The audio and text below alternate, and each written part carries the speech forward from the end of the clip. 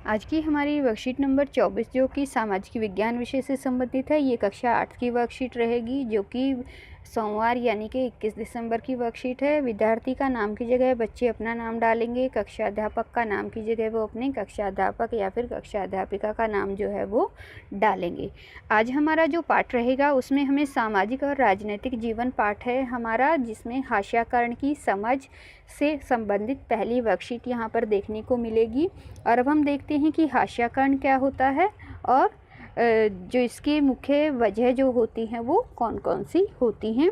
तो शुरू करते हैं हाशियाकरण से कि जब कोई व्यक्ति, समूह या समुदाय के लोग समाज के अन्य लोगों से अपने आप को कमतर समझते हैं। कमतर मीन्स कम देखना, नीचे की तरफ देखना, और समाज में बेदखली का एहसास महसूस करते हैं। कहने का मतलब है कि जब कुछ लोग या फिर समुदाय जो है वो खुद को ये समझते हैं कि वो जो है वो इस समाज में रहने के काबिल नहीं हैं और वो उससे अलग थलग रहना शुरू कर देते हैं, महसूस करते हैं कि उनके लिए इस समाज में कोई जगह नहीं है। इसी अवस्था को जो है हम हाशियाकरण की अवस्था कहते हैं। ऐसा व्यक्ति या समाज समूह सामाजिक चीज़ों के केंद्र में नहीं रहता या अपने आप को समाज के साथ रहने लायक नहीं समझता। यह एहसास करता है कि उसका व्यवहार अन्य लोगों के साथ सही नहीं है या और लोग उसके आसपास आना पसंद नहीं करते। समाज का यह तबका जो समाज में ही सामाजिक, आर्थिक, राजनीतिक आदि भागीदारी से वंचित रहने वाला वर्ग जो है वो बन के रह जाता है। वंचित होना मीन्स जिसको कोई भी सामाजिक, आर्थिक और राजनीतिक लाभ ना मिले। तो इस तरीके से हमने देखा कि हाशियाकरण क्या होता है और इसके क्या क्या नुकसान होते हैं कि लोग जो है वो सामाजिक, आर्थिक और राजनीतिक रूप से पूरे तरीके से समाज से जो है वो दूर हो जाते हैं। अब हम देखते हैं कि इसकी मुख्य वजह क्या हैं कि समाज में इनके हाशियाकरण की कई वजह हो सकती हैं। जैसे पहली क्या है, गरीबी, कि कुछ लोग इतने ज़्यादा गरीब होते हैं कि उन्हें लगता है कि वो समाज में दूसरे लोगों के साथ बैठने के, उठने के लायक नहीं हैं। शायद लोग उनका मजाक उड़ाएंगे उनकी गरीबी की वजह से, उनकी सामाजिक हैसियत की वजह से। और इसमें हमारी सामाजिक हैसियत भी आ जाती है कि जब वो उनके दिमाग में ये चीज़ें घर कर जाती हैं कि वो दूसरों से बहुत कम हैं और वो समाज से धीरे धीरे कटते चले जाते हैं। तीसरा जो है अलग रीति रिवाज, की कई बार लोगों के रीति रिवाज अलग अलग होते हैं, तब भी वो क्या करते हैं, वो दूसरे लोगों से खुद को अलग कर लेते हैं। या फिर अलग भाषा, कई बार भाषा के आधार पर भी लोग जो है वो एक दूसरे से अलग हो जाते हैं, क्योंकि अगर भाषाएं समान होती हैं तो विचारों का आदान प्रदान जो है वो ज़्यादा अच्छे से हो पाता है। लेकिन भाषा का अगर गैप आ जाता है बीच में, आप किसी की अगर भाषा में ही डिफरेंस रहेगा, अगर उसमें ही मतभेद रहेगा, तो आप जो है वो अच्छे से एक दूसरे से जुड़ नहीं पाते हैं। तो ये कुछ मेन कारण होते हैं जिनकी वजह से हाशियाकरण जो है वो लोगों के बीच में हो जाता है। तो इधर से देखते हैं कि कई बार इस समूह को लोग दुश्मनी और डर के भाव से भी देखते हैं। अलग थलग किए जाने के कारण इस समुदाय के लोग सरकारी सुविधाओं, संसाधनों और कई अच्छे मौक़ों का फ़ायदा नहीं उठा पाते तथा अपने अधिकारों के लिए आवाज़ उठाने में चूक भी जाते हैं। ये लोग जिनके पास ज़मीन है, धन दौलत है, जो ज़्यादा पढ़े लिखे हैं, उनके मुकाबले अपने आप को शक्तिहीन महसूस करते हैं।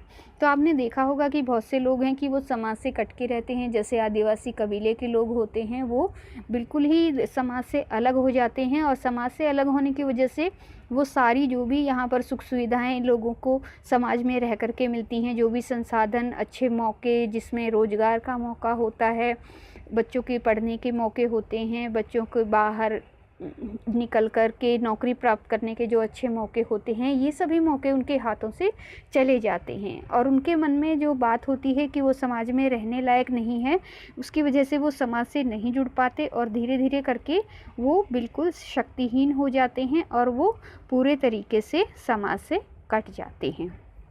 तो अब हम देखते हैं कि कौन कौन से लोग हैं जो हाशियाकरण में आते हैं।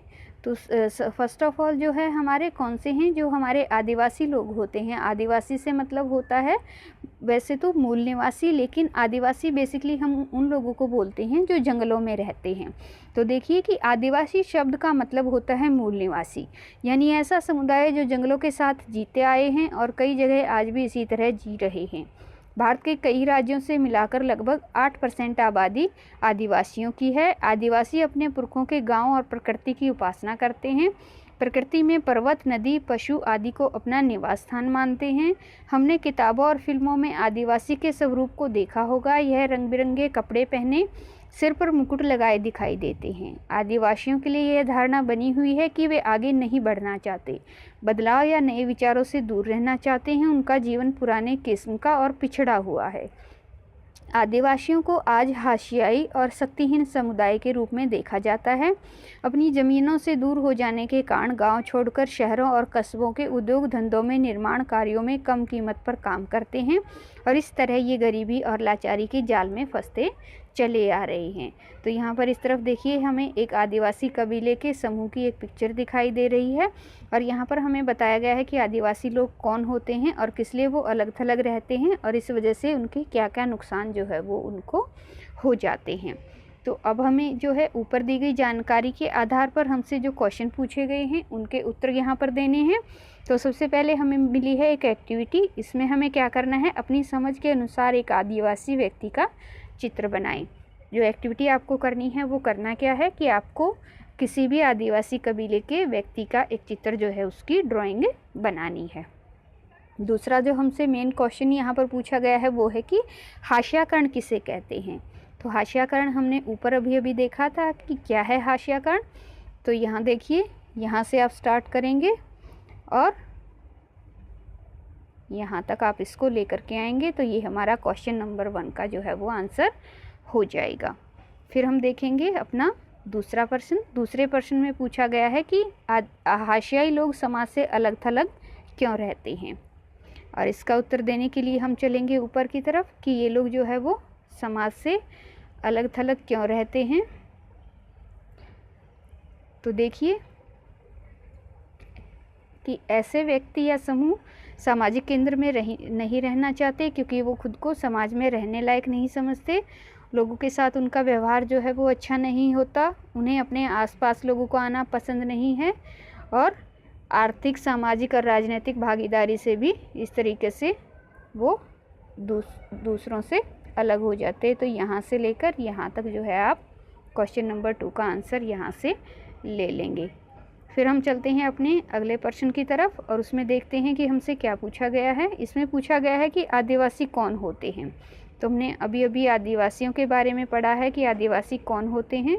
तो सबसे पहले यहाँ से स्टार्ट करेंगे और यहाँ तक लेकर के हम इसको आएंगे और ये हमारा क्वेश्चन नंबर 3 जो है वो उसका उत्तर हो जाएगा कि आदिवासी कौन होते हैं। कि मूल निवासी, जो लोग जंगलों के साथ रहते हैं, वहीं पर वो अपना भरण पोषण के लिए फसलें उगाते हैं और पृथ्वी की जो है वो अपनी देवी के रूप में उपासना करते हैं। पर्वतों, नदियों और पशुओं आदि जो है वो उन्हीं के ऊपर जो है उनका ध्यान केंद्रित रहता है और जंगल ही उनके रहने की जो है वो जगह होती है। फिर है हमसे पूछा गया है कि आदिवासियों ने शहरों में रहना क्यों शुरू किया। कि आदिवासी जो हैं उन्होंने शहरों में रहना क्यों शुरू किया, क्योंकि उनकी ज़मीनें जो थी वो ख़त्म होती चली गई और वो छोटे छोटे रोज़गारों के लिए और उद्योग धंधों के लिए जो है वो शहरों की तरफ आ गए और यहाँ पर उन्होंने रहना शुरू कर दिया।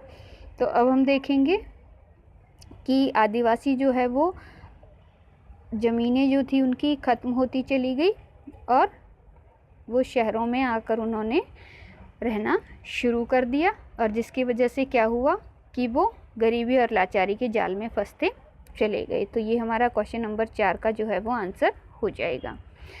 जो प्रश्न नंबर 5 है उसमें हमसे पूछा गया है कि आपके विचार में हाशियाई लोगों को समाज में कैसे समावेशित यानी से कि दोबारा से उनको जोड़ा जा सकता है। तो यह क्वेश्चन का उत्तर जो है आप अपनी समझ से देंगे। आप बताएंगे कुछ ऐसे आप अपने विचार जिससे आपको लगता है कि किस तरीके से हम जो है उनको वापस समाज की धारा में जो है वो जोड़ सकते हैं और उनको जो है वो दोबारा से समाज की तरफ लौटाकर लेकर आ सकते हैं। तो हम देख सकते हैं जैसे कि अगर हम बात करें कि सरकार को चाहिए कि ऐसे लोगों को स्पेशल कुछ सुविधाएं प्रदान करें, रहने के लिए इनको घर प्रदान करें, रोज़गार प्रदान करें, जिससे क्या हो कि ये खुद को कमज़ोर ना समझें और गरीबी और लाचारी से बाहर निकलें और अपने जीवन स्तर को ये सुधार सकें। इनके बच्चों के पढ़ने की अगर सरकार जो है व्यवस्थाएं कर पाए, जिससे कि इनके बच्चे भी अच्छी शिक्षा ले पाएँ और वो भी आगे चलकर अच्छी जगह पर नौकरियां जो है वो प्राप्त कर सकें, तो ये लोग जो है वो दोबारा से समाज की एक जनधारा में शामिल हो सकते हैं। तो ऐसे कुछ और भी बहुत सारे विचार हैं जो आप यहाँ पर दे सकते हैं कि किस तरीके से हम इन लोगों को दोबारा से समाज में जोड़ सकते हैं।